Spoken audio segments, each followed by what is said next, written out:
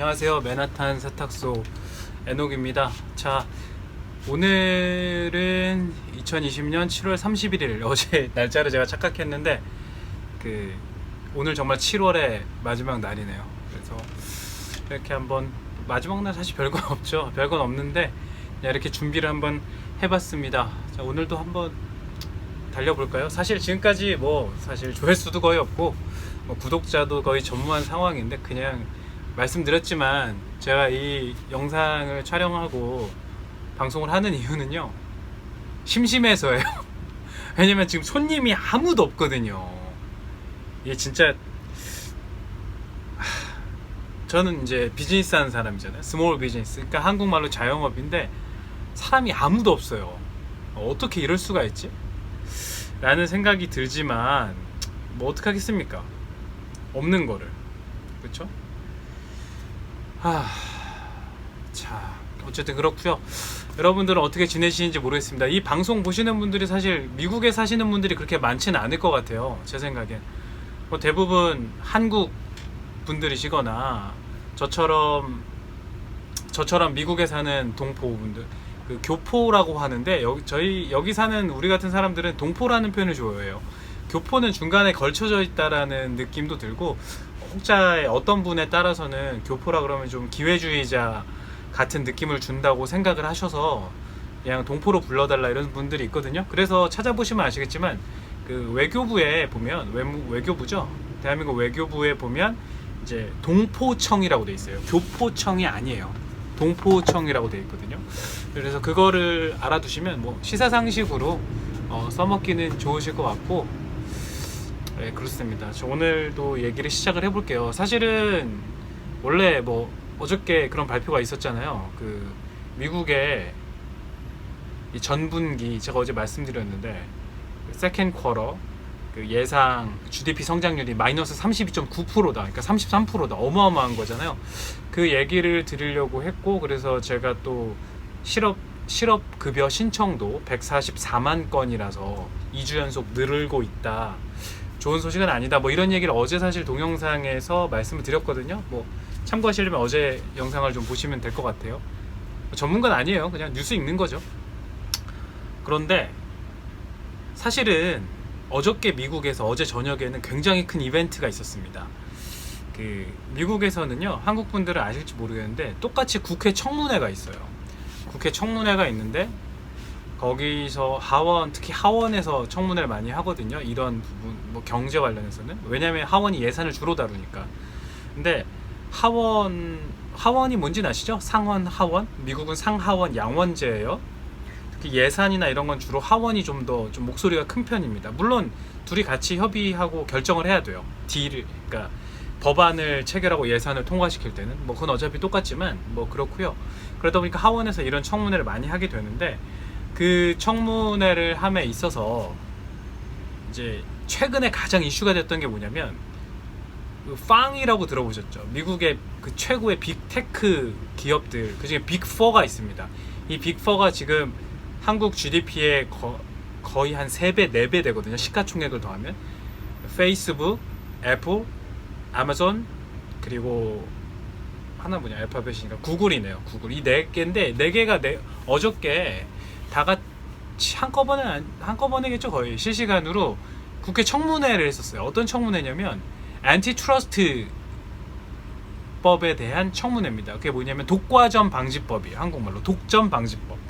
그래서 옛날에 아시겠지만 미국에선 실제로 락커펠러라고, 그러니까 록펠러라고 하죠. 한국에서는 여기 발음은 락커펠러입니다. 저도 미국 사니까. 락커펠러가 스탠다드 오일이라는 걸로 미국에 있는 오일 시장을, 석유나 정유 시장을 95%를 장악했어요. 그게 말이 95%지 말이 됩니까? 그래서 그거를 이제 7등분을 시켰었거든요. 그 당시에 그걸 강제 분할을, 스플릿이라 그래요. 분할을 시켰어요. 디바이드 혹은 스플릿이라고 그러는데, 다시 합병 분할해서 지금 거의 7-80년이 지나서 4개 회사로 다시 바뀌었지만, 어쨌든 그런데 미국에서는 자유시장 경제를 중요시 하다 보니까 독과점에 대해서 굉장히 예민합니다. 이 나라가 굉장히 신기한 나라예요, 여러분. 미국 하면 정글 자본주의하고 뭐라 그러죠? 그 자비도 없고 뭐 이런 생각 많이 하시잖아요. 전혀 아니에요. 미국이 오히려 이 시장 경제에 대해서 굉장히 예민하고 그러다 보니까 법 질서나 이런 게 되게 잘 돼 있습니다. 여러분도 뉴스 보면 아실 거예요. 좀 약간 그 한국에 계신 분들이나 외국에 사시는 특히 분들은 약간 미국 자본주의에 대해서 오해하시는 게 굉장히 많으세요. 뭐 미국은 뭐 실업급여도 이상할 것이다. 당연히 의료보험은 좀 잘 안 돼 있긴 하지만 의료보험 자체도 일정 규모 이상의 사실은 기업들은 굉장히 잘 돼 있어요. 한국 의료보험보다 훨씬 좋을걸요? 특히 특정 질환에 대해서는. 그렇기 때문에 이런 시장 경제도 자유시장 경제, 공정 경쟁을 굉장히 중요하게 생각합니다. 여기서 말하는 공정은 공평이 아니에요. 공정이에요. 가끔 사람들이 공평하고 이퀄리티라 그럴까요? 영어로. 하여튼 공평, 평등하고 공정하고 헷갈리세요. 이 개념. 이거 개념적 정의도 되게 다르거든요. 공정은 저스티스인데, 저스티스는 정확히 얘기하면은 공정이 저스티스에 포함돼요. 약간 과정의 의미가 있어요. 그러니까 기회의 평등이 공정에 가깝죠. 그리고 누구나 경쟁할 수 있어요. 자기가 갖고 있는 모든 능력, 자본, 자산, 노력, 시간, 모든 걸 다 기울여서 할 수 있는 거예요. 그런 기회가 주어지고 제약이 없어요. 함부로 제한을 두면 안 됩니다. 어제 동영상에도 제가 그 미국 사람들이 자유에 대한 어떤 탐닉, 자유에 대한 굉장한 그 가치 부여를 제가 얘기했잖아요. 그런데 실제로 미국 사람들은 이게 방금 전에 광고 전화거든요. 제가 지금 장사하는 중이니까.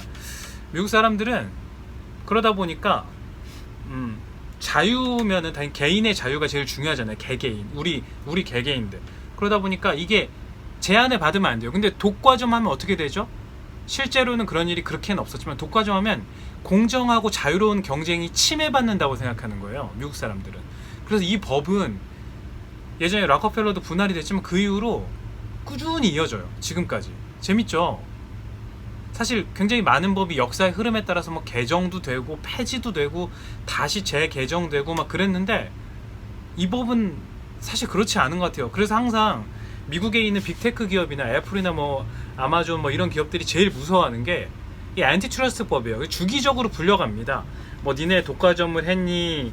뭐 지금 그러면 이제 뭐 디펜스를 하죠. 이거 기술에 의한 독과점이에요. 저희가 일부러 한 게 아닙니다. 뭐 그렇게 얘기하면은 충분히 소명이 안 되면은 그래도 독과점 아니냐 뭐 이런 얘기 하는 거예요. 그래서 실제로 강제 분할은 안 돼도 막 과징금이나 추징금은 엄청나게 맞았어요. 그동안. 뭐 그래도 뭐 그 돈이야. 돈은 많이 버니까 얘네들한테 껌값이죠. 그랬는데 야 이제 이번엔 좀 세게 나올 거다 막 이런 얘기를 했어요. 왜냐면 요새 주가도 날아가고 그러잖아요. 다행히 어제 이제 청문회가 있었는데 뭐 강제 분할한다 이런 소식은 없었습니다. 뭐 그러니까 당연히 주가 날아갔겠죠. 그 4대 빅테크가. 그런데 그 중에서도 사실은 어제 사실 제가 일찍 잤거든요. 밤에. 갑자기 막 울려요. 제 휴대폰이 알람이 띠링띠링띠링 계속 울리는 거예요. 뭔가 하고 이제 깨서 이렇게 봤는데 봤더니 제가 이제 미국에도 한국의 동학 개미운동처럼 로빈 후드 무브먼트라는 게 있어요. 그러니까 로빈 후드라고 이 어플리케이션 증권사를 이용해서 하면 그 수수료도 무료고 그러다 보니까 이제 개인들이 요새 언택트 시대잖아요. 이렇게 막 코로나도 창궐 막 많이 퍼지고 그러니까 직장도 쉬고 그런 김에 그 가지고 있는 저축이나 아니면은 실업수당을 활용을 해서 막 개미들이 뛰어들었어요. 주식시장에. 그래서 저도 뭐 라빈후드를 뭐 소액이지만 하고 있었거든요. 근데 막 울리는 거예요. 어제 라빈후드 하려면 뭐지 하고 딱 봤더니 애플이 막 장 외거래를 하잖아요. 시간 외거래에서 막 올라가는 거예요. 미친 듯이. 해서 왜 그런가 뉴스를 봤더니 기업이 스플릿된 게 아니고 그 애플 스탁 스플릿을 한다고 발표를 해버렸어요. 팀 쿡이. 그럼 이제 이게 무슨 뜻이냐면 한국말로 액면 분할이에요. 주식의 액면가가 분할된다는 건데 사실 애플 주식은 그동안 지난 한 20-30년 동안 액면 분할 한 두세 번 했죠? 두세 번 했어요.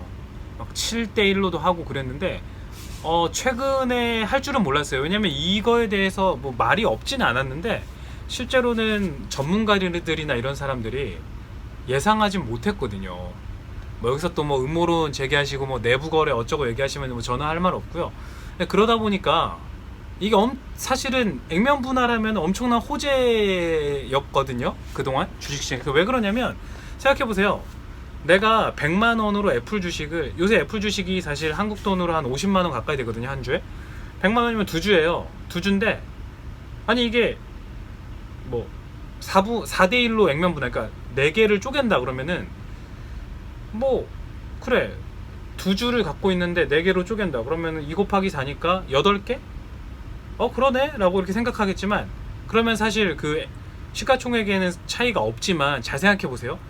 한 주에 50만 원이면 비싸잖아요, 주식이. 근데 애플 좋잖아요, 사고 싶잖아요. 그렇죠? 근데 50만 원이 없었어요, 내가 여윳돈이.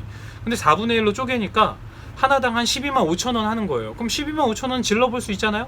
아까 말했지만 수수료가 없잖아요, 요새 라빈후드라는 어플이나 이런 것 때문에.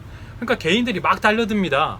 그러니까 개인들이 달려들 걸 예상한 또 기관 투자가들 있죠, 증권사나 사모펀드, 헤지펀드, 얘네들이 미리 막 삽니다. 그럼 어떻게 되겠어요? 호가가 올라가죠. 똑같잖아요, 수요 공급이잖아요. 막 사고 싶은 사람이 많으니까 주가가 올라가는 거예요. 실제로는 원래 가격에 변동이 없어야 되는데 액면 분할하면 순간적으로 가격이 한동안 계속 올라갑니다. 실제로 그래프를 보여드릴 수는 없는데 원래 그 액면 분할을 발표했을 때 주가가 381달러였어요.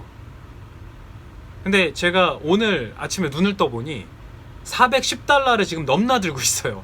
그럼 하룻밤 만에 30달러 오른 거예요. 3만 원이 넘게 올랐어요. 어마어마하죠? 제가 만약에 10주 두고 있었으면 300만 원입니다. 하룻밤에. 100주 있었으면 3천만 원이에요. 1000주 있었으면 3억이에요. 와. 미국은 그리고 주식을 1년 이상 들고 있잖아요. 거의 세금 없어요. 4% 되나? 와. 그래서 난리가 났습니다. 지금 이게 액면 분할을 한다고 했어요. 이제 4대 1로 하니까 갖고 있으면 4개로 나눠지는 거죠. 이게 8월 4달 31일 말, 그러니까는 8월 31일 날 분할을 한다니까 그때까지는 치열한 눈치 게임이 있을 겁니다. 막 오르락, 이미 첫날에 팍 올랐기 때문에 개미들이 저거 사야 돼? 사지 말아야 돼? 사야 돼? 말아야 돼? 이 생각하고 있을 거예요. 더 오를 수도 있거든요. 근데 한 가지 제가 조언 드리고 싶으면, 미국 주식 하시는 분 계시면 그냥 사세요. 왜냐면은 뭐 이런 얘기 있을 거예요. 지금 유동성이 막 돈이 많이 풀려서 유동성 장세라 거품 아니냐, 떨어질 거 아니냐. 맞아요, 떨어질 수 있어요. 한 1-2년 동안 조정 받으면. 근데 가만히 생각해 보세요. 애플이 어떻게 될 것 같아요? 애플이란 회사가 어떻게 될 것 같으세요? 저는 잘 될 것 같거든요. 계속 1등 할 것 같아요. 자율주행차 나오고 5G 가면 애플이 안 될까요? 잘 될 것 같아요. 제가 지금 촬영하려고 사용하는 카메라도 아이폰이에요. 옛날 거예요, 옛날 거. 근데 저도 그러지만 한국에서 앱등이라는 말 아직도 쓰나요? 앱등이? 애플 거 하도 써서 그 애플 뭐 광신도냐 그래서 앱등이란 말 쓰는데, 애플 걸 써보면은 앱등이가 되어 갑니다, 실제로. 그리고 자기 소득이 높아질수록 비례해서 앱등이가 돼요. 희한합니다. 제가 경험하고 있는 거예요. 저는 사실 삼성 굉장히 사랑하거든요, 안드로이드랑. 가성비가 좋아서. 근데 앱등이를 빠져나올 수가 없더라고요. 근데 애플은 사실은 자율주행차도 만들 것 같고, 요새 뭐 OTT 서비스도 하죠, 애플 TV. 그리고 뭐 디즈니를 통째로 사겠다는 소문도 있었어요. 한 1년 반 2년 전까지. 안 했지만 사실 지금도 맘만 먹으면 삽니다, 얘네들이. 현금이 엄청나게 많고, 그 캐시 현금 동원율이 장난이 아니에요, 애플이. 그러니까 그 디즈니가 삼성전자만한 거의 회사거든요. 삼성전자보다 조금 작은데 시가총액이 살 수 있어요. 주식 교환을 해도 되고 얼마든지 살 수 있어요. 그러니까 애플은 악재보다 호재가 많아요. 그리고 실제로 미국 내수가 제일 크죠, 세계에서. 그 다음 큰 게 이제 빠르게 성장하는 중국 시장인데, 중국에 특히 젊은 층일수록 애플에 대한 충성도가 엄청납니다. 얘네들 화해 이런 거 안 삽니다. 소득 수준이 얼마 넘어가면. 신기하죠? 우리나라 사람이 착각하는 거예요, 굉장히. 그렇게 생각해 본다면 상승 여력이 충분하고, 조정을 받아도 결국 가치에 수렴하잖아요, 주가라는 거. 죄송합니다. 주가라는 건 가치에 수렴하잖아요. 그렇게 생각해 본다면 지금 사는 게 손해가 아니에요, 절대로. 액면분할 하잖아요, 한 달 뒤에. 그럼 4개 되는데 뭐 정 아니면 손절할 때 한 3개 팔면 되지. 그 중에 하나 가지고 있고. 저는 근데 손절 안 해요. 아, 저도 갖고 있어요. 저는 사실은 지난 3월 19일인가 29일이었잖아요. 미국에서 저점이 그 정도였거든요. 나스닥이나 뭐 미국 주시가. 그때 저는 샀어요, 사실. 근데 돈 알잖아요. 세탁소 아저씨가 돈이 어디 있어요. 그러니까 돈이 별로 없으니까 요만큼 샀습니다. 근데 되게 재밌는 게 액면분하니까 지금 4배가 되잖아요. 뭐 저는 신났죠. 솔직히 신났어요. 그래서 이 소식을 만방에 좀 퍼뜨리고 싶어서 오늘 이렇게 떠들고 있네요. 세탁소 아저씨가 주식 뭘 안다고 떠듭니까, 솔직히 얘기하면. 근데 사실 이런 건 좋은 소식이죠. 나눠야죠. 나눠야 행복하고 잘 살죠. 뭐 그렇습니다. 여러분도 한번 관심 있게 한번 살펴보세요. 그 애플 주식, 그러니까 미국 주식이 알짜가 굉장히 많아요. 그래서 한 번쯤 보시는 것도 괜찮다 싶습니다. 제가 맨날 떠들 얘기 없으니까 막 여기 있는 한국 신문 보고 떠들잖아요. 근데 저는 이제 몇 번 말씀드렸는데 그 뉴욕 맨하탄 강에서 강 하나 허드슨강 건너면 바로 옆에 있는 그 뉴저지, 그 중에서 북부에 살거든요. 거기 한인 거주 비율이 굉장히 높은데 저도 거기 삽니다.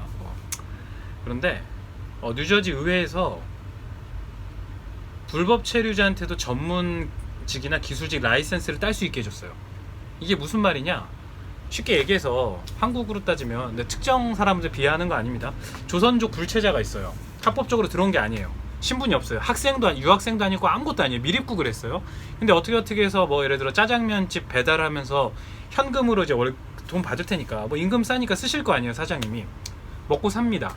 생활하고 있는데, 근데 이 사람은 미래가 없잖아요, 사실. 그쵸? 전문직이 아닌데요. 임금이 올라가기도 힘들고 뭐 계좌도 못 투고. 그런데 진짜 미국은 정말 진짜 얘기해서 트럼프가 난리를 치고 있긴 하지만 여전히 이민자의 나라는 게 확실한 게 불체자한테 자격증을 준다는 거예요. 딸 수 있게. 그럼 되게 신기하죠. 이거 어떻게 했다? 뭐 주민등록, 한국으로 치면 주민등록번호도 없고 없는데 어떻게 했다는데 미국은 또 그런 거를 다 마련을 해줘요. 진짜 신기합니다. 그러면은 주민등록이 되니까 불체자가 걸리는 거 아니냐 이렇게 생각할 수 있잖아요. 미국은요, 그거를 이제 관리하는 데가 USCIS라고 United States Immigrants and 뭐 CIS, Information Service인가? 뭐 그 약자인데 이민국인데 통칭 이민국이랑 그런 정보를 교류를 안 해요. 무슨 말이냐면 안 알려줘요. 여기서 주정부나 이런 데서. 무슨 말이냐면 불체자 추방 못 시켜 이런 얘기입니다. 희한하죠. 불체자도 인간이라고. 우리나라는 이제 미국이란 국가는 이민자 기반의 국가였기 때문에 헌법에 어긋난다고. 그러니까 법적으로 하는 게 아니고 의견 충돌이 있는 거예요. 견제와 균형이죠. 민주주의에서 말하는 정말 진정한. 자유롭게 일어나고 있습니다. 근데 되게 재미있는 건 당연히 민주당이 강세인 주나 그런 데는 이런 불체자 보호를 잘해주고, 뭐 텍사스라든지 애틀란타, 뭐 뉴멕시코 뭐 이런 데 있잖아요. 뉴멕시코 뭐 이런 남부에 흔히 말하는 바이블 벨트라고 부르는 공화당을 전통적으로 지지하는 백인 위주의, 백인들이 입김이 센 그 주에서는 이런 게 당연히 뭐 별로 보호가 안 되겠죠. 뭐 당연한 얘기예요. 예, 미국이 그렇습니다.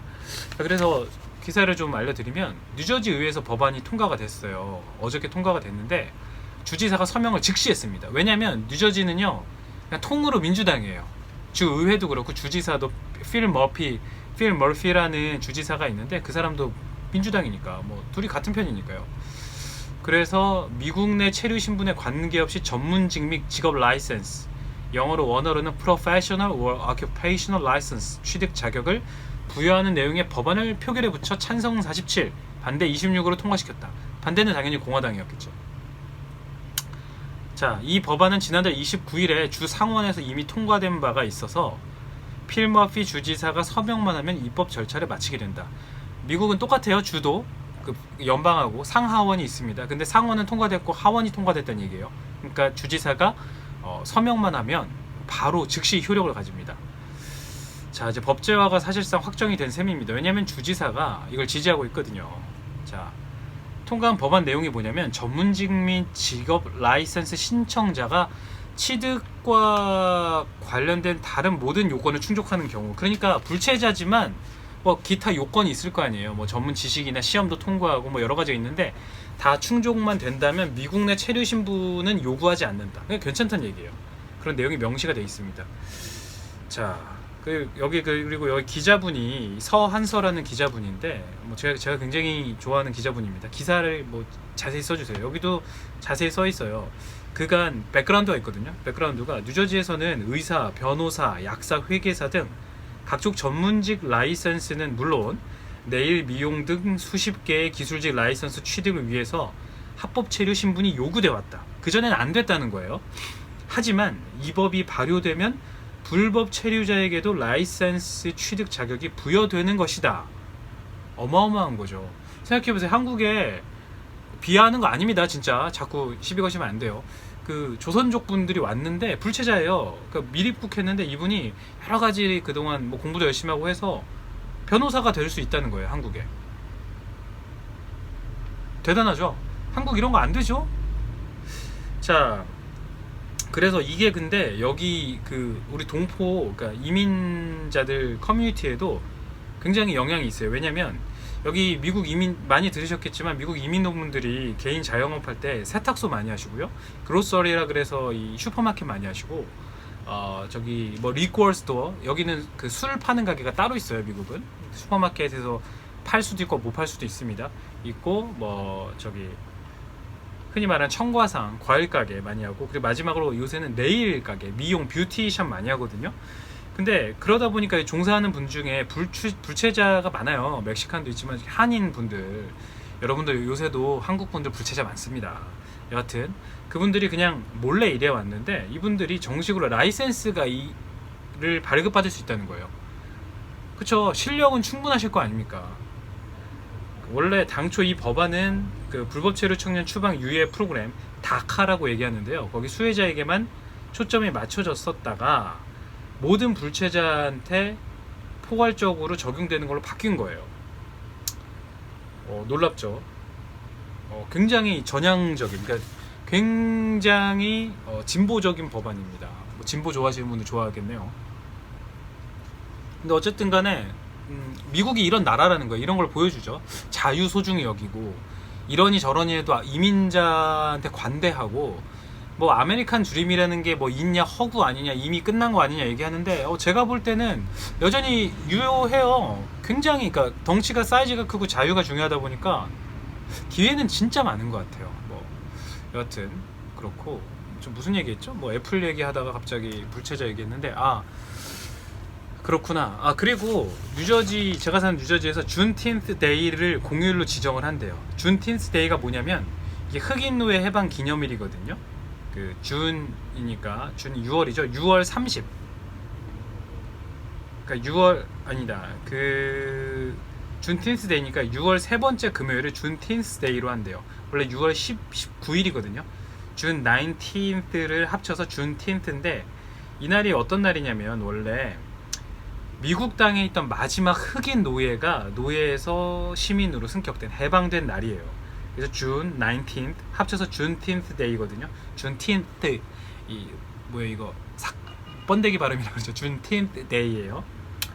원래 연방 정부가 지정하지는 않았는데 주별로도 공휴일을 지정을 해요. 제가 말씀드렸죠. 미국은 주가 나라예요, 그냥. 그래서 이제 법을 지정을 했는데 뉴저지도 이제 내년부터 이제 공휴일로 지정해서, 만약에 뭐 주 공무원이나 주 관공서라든지 주 관련된 직장에 종사하시는 분들은 공휴일이 하루 는 거죠. 뭐 부럽습니다. 뭐 저는 자영업이라 상관없어요. 자, 그 다음 얘기는 뭐 해볼까요? 사실 저도 이제 라빈후드에서 주식 많이 보거든요. 근데 아시겠지만 올 초에 그런 얘기 들으셨죠? 뭐 워렌 버핏을 비웃는 얘기가 있었어요. 뭐냐면 델타 항공 샀다가 손절매했다. 버핏도 소용없네, 늙었네, 막 그랬잖아요. 버핏 할아버지가 똑똑했던 것 같아요. 왜냐면 지금 기사가 계속 나왔는데 전문가들이 얘기하는 게 세계 항공 교통량이 2024년이 돼야 회복될 것 같대요. 국제항공운송협회인 IATA가 신종 코로나 바이러스 감염증, 통칭 코비드-19 여파로 급감한 항공 교통량이 2024년에야 이전 수준을 회복할 것으로 전망했다. 이런 뉴스가 떴습니다. 왜냐면은 이게 여객기 승객 수도 사상 최저치고 유럽이나 여러 지역에서 교통량 증가가 지체되면서 여러 가지 재무적인 부담이 있대요. 거기다가 미국과 중국 그리고 개발도상국 등지에서 코비드-19 억제 대책이 효과가 별로 없다. 그래서 항공 수요 전망이 단기적으로 불투명하다. 뭐 이런 거를 강조했답니다. 사실 예를 들면 이 IATA가 얘기한 거에 따르면 미국하고 신흥국은 세계 항공 시장의 40%래요. 절반이에요, 거의. 얘네가 회복 안 되니까 수요가 회복이 안 되죠. 뭐 이런 거 보면 버핏 할아버지가 무당이에요. 제가 볼 때는 대단한 분들입니다. 대단한 분들이에요. 자, 그리고 그 다음 마지막으로 제가 오늘 좀 나눠보고 싶은 얘기가 저희는 이제 이런 뉴스가 났어요. 한번 보여드릴까요?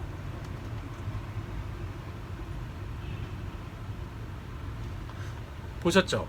보잉, GE, GM, 스타벅스 2분기 적자 났다, 이런 뉴스가 났고, 소제목이 코로나19, 그러니까 코비드-19으로 실적이 코비드-19으로 최악의 실적이다. 스타벅스 매출이 38% 빠졌다. 뭐 이런 게 나왔는데, 제가 어제 말씀을 드렸던 것 같은데, 이거 제가 왜 이 뉴스를 나누고 싶었냐면, 이 뉴스가 엉터리예요. 왜냐면 절대평가가 물론 중요하긴 한데 상대평가도 되게 중요하잖아요. 예를 들면 지구가 멸망하는데 나 혼자 노아의 방주에 올라탔어. 살았어. 근데 당연히 지구가 멸망하기 전보다 내 생활 수준은 상대적으로 되게 많이 떨어지겠죠. 간신히 뭐 의식주 해결하는 거겠죠. 근데 난 살았잖아. 다 죽었어요. 난 살았어. 그럼 뭐가 좋은 거죠? 살아있다는 게 중요하잖아요. 이 뉴스, 제가 이 기사가 좀 근시안적이고 좀 문제가 있다는 게 뭐냐면, 보잉하고 GE나 GM은 잘 모르겠지만 스타벅스 같은 경우는 제가 어제 말씀드렸는데 월스트리트에서 원래 매출이 4조 원 정도로 줄 거라고 했어요. 지난 2분기에. 근데 적자 폭이 엄청 컸거든요. 근데 실제로는 거의 어닝 서프라이즈였어요. 그 매출이 5조가 넘었어요. 그러니까 1조가 넘게 더 나온 거예요. 1조가 뭐 핫바지는 아니잖아요. 적은 돈이 아닙니다. 뭐 페니가 아니에요. 그러니까 사실은 좋은 거죠. 그러니까 멸망해서 내가 물에 꼬르륵 죽을 줄 알았는데 알고 보니 노아의 방주에 타 있었던 거예요. 그러면 어떻게 돼요? 사실 되게 좋은 뉴스거든요. 근데 기사를 이렇게 쓰셨어요. 기자분 누구신지 모르겠지만 실제로 스타벅스 주가는 날아갑니다. 지금 별로 안 떨어져요. 별로 떨어지지도 않았지만 다시 회복도 됐고 다시 상한가를 향해 가고 있어요. 그러니까 요새 기자분들의 안일함에 대해서 비판하는 분들이 많는데 저도 일정 부분 동의해요. 이게 기자분들 공부를 좀 하셔야 될 것 같아요. 제 생각에는 공부가 좀 필요합니다. 근데 이건 사실 딱히 뭐 어떤 공부도 아닌데 왜 자꾸 이따위라고 할 것 같은데 왜 이렇게 기사를 쓰시는지 모르겠어요. 조금 더 풍성하고 조금 더 냉철하고 조금 더 우리들에게 좀 도움이 되는 그런 기사를 써주셨으면 하는 바람을 가져보겠습니다. 2020년 7월 31일 7월의 마지막 날의 맨하탄 세탁소였고요. 저는 예녹이고요. 여러분들이 댓글, 좋아요, 구독 해주시면 고맙고 안 주셔서 상관없고요.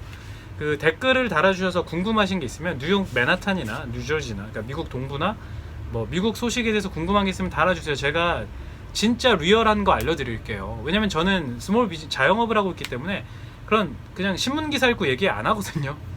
전혀 다릅니다. 그래서 하시고 뭐 아니면 뭐 세탁 일에 대해서 궁금하다. 뭐 미국에서 세탁소 하면 여전히 돈 버냐 뭐 이런 것도 저 솔직히 알려드릴 수 있어요. 제가 좀 있어요. 예. 그래서 믿는 바가 있습니다. 그래서 제 사업이 잘 된다는 게 아니고 제가 막 깨지면서 배운 게 있기 때문에 여러분들한테 알려드릴 수가 있어요. 자, 어쨌든 7월 30일을 함께 해주셔서 감사하고 제 구독자 1000명이 되면 실시간 라이브가 된다니까 그때가 되면 실시간으로 여러분과 함께 하도록 하겠고요. 저는 여기서 인사드리겠습니다. 감사합니다.